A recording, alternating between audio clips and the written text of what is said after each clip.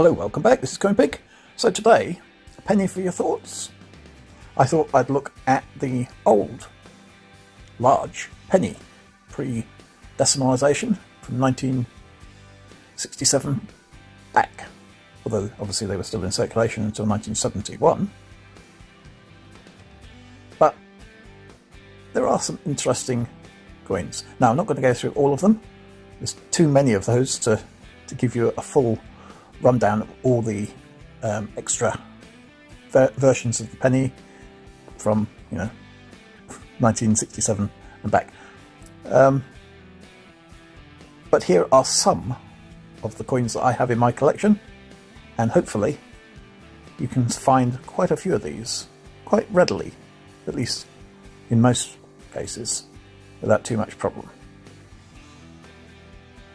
I'll do another video at some point in more detail on the individual coins with the individual mint marks and errors and versions and varieties.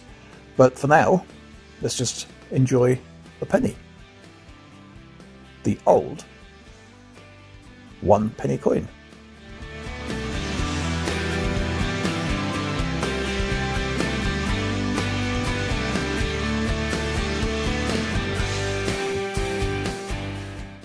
So some people have a lot of these coins, and I've got here one as a spare.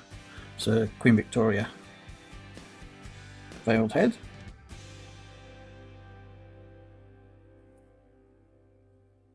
That's from 1900. Or the old head, I should say. These are spares.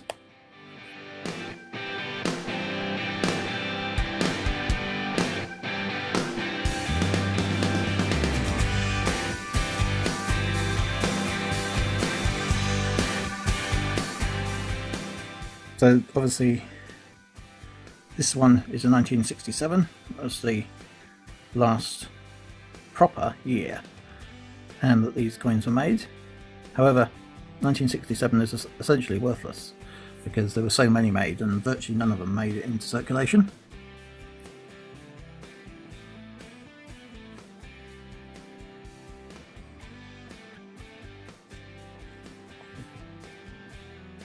So here's a 1919 coin. Now there are versions of nearly all the pennies out there. This one is the non-KN version, but if you've got one with KN on, that's the King's Norton Mint in Birmingham, that'll be worth a few quid. Even a standard one like this is worth about £1 or so. There are a lot of versions of the penny coins, and it would take days to go through them all. Well, hours anyway. So I can't do that. But this is just a flavour of the ones that are out there, and ones that you may be able to find.